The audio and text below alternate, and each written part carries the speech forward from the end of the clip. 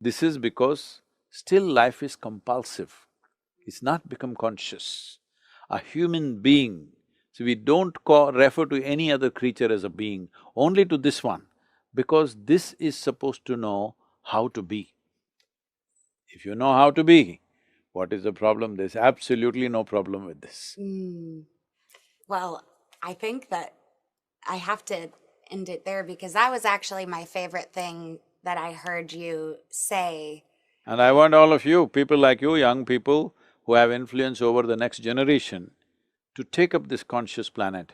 This is not my organization, this is not my business.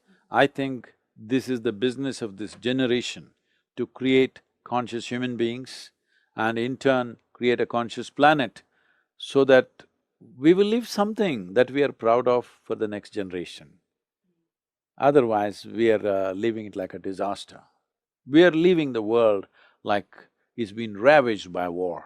We call this business. Business, yes. Do you have any last words of wisdom for my audience? I'm going to live for some more time. Why do you want me to tell the last words right now? You're right, you have a very good point.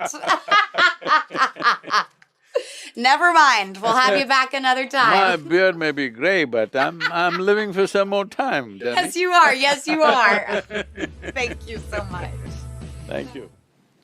Ananda Tirtha, out of his own device and deception, he devised it in such a way that he will always be in Gautama's physical presence.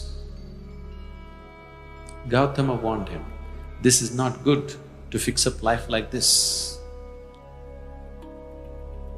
You are fixing me up like a wife would fix her husband. Because Ananda Tirtha, being Gautama's elder brother, before he took his monkhood, he put a condition on Gautama. He said, right now I am your elder brother. I can command you to do whatever I want. But once I become your disciple, I will have no such power. So let me exercise this right. And now I am telling you, after I become your monk and your disciple, never should you send me away from your physical presence. I must always be in your physical presence. Never you should say, go there, do that, do this. Always you must keep me next to you. Gautama said, you are trying to fix me up like a wife. Never you should love anybody, never you should do this. This is not good for you. This is not at all in the interest of your well-being. But as an elder brother, you are asking me, and if you insist, I will abide by this. But I'm telling you, this is not good for you. Ananda said, it doesn't matter, but I must be in your physical presence. He stretched it to ridiculous lengths. This wanting to be in the physical presence of Gautama, he stretched it to ridiculous lengths. It came to a point where after 8 years' break, Gautama went back to see his wife, who was his wife at least, Yashodhara. Yashodhara is a very proud woman. Gautama being her husband at that time, and Yashodhara with an infant child, Gautama left the house without telling her in the middle of the night like a thief. He did that because he admitted that he did not have the courage to face her. If he looked her in the eye, his determination to go in search of truth may falter. If he looks at his child, when the child is awake and calls him father, his longing to know may falter. So he left in the night. Now he is going back after 8 years a fully enlightened being. But he is sensitive enough to appreciate the emotions of Yashoda, how she would have felt and how she is still angry with what happened to her life. What happened to Gautama's life is fantastic. What happened to Yashodhara is not a good thing. He knows that.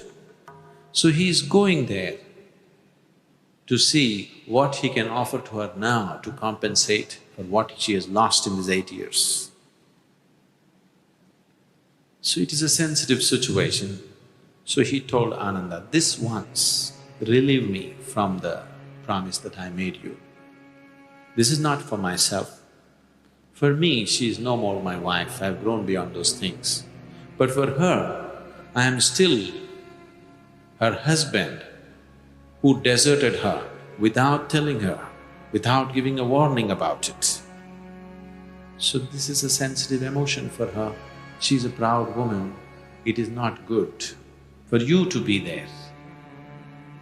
Ananda said, you must keep your promise.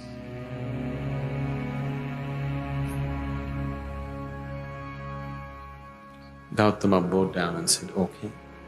And he took him there also into that situation.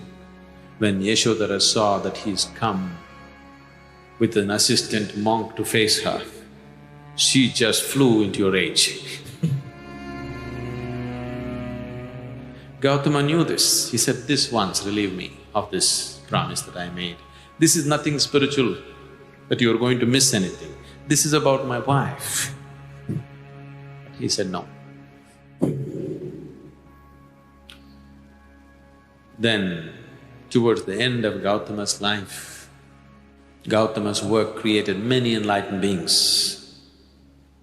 But Ananda was still the same man.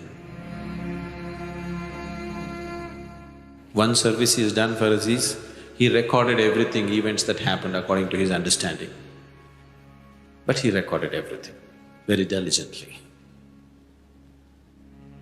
So people asked, why is he still like this? So many people just came and met you for a moment and they got enlightened. They have transformed themselves in so many ways, but he's always sitting next to you, and why is he like this? Gautama just said, a spoon cannot taste the soup. What you refer to as the Guru is just a certain energy, certain possibility. It's not the person.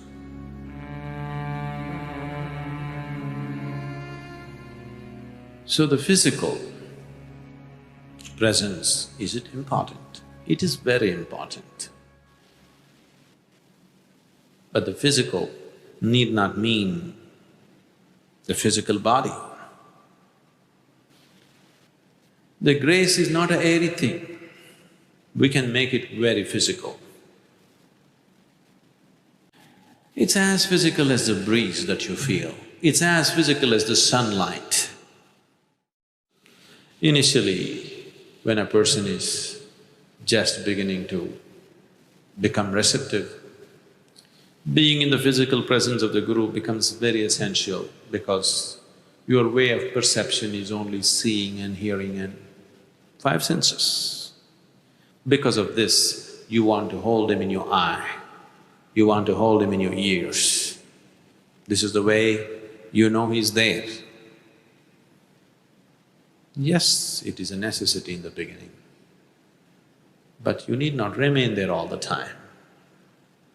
He will be very physical. Even without doing any activity, you can still manifest what you want. If you organize these 4 dimensions in one direction and keep it unwavering in that direction for a certain period of time. Right now the problem with your mind is, every moment it is changing its direction. It is like you want to travel somewhere, and every 2 steps if you keep changing your direction, the question of you reaching the destination is very remote unless it happens by chance.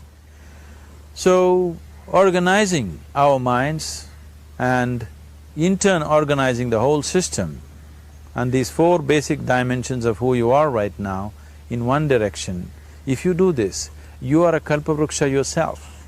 anything that you wish will happen. But right now, if you look at your lives, everything that you have wished for till now, if it happens, you have finished. Everything and everybody that you have desired for, if all of that lands up in your house today, could you live with that?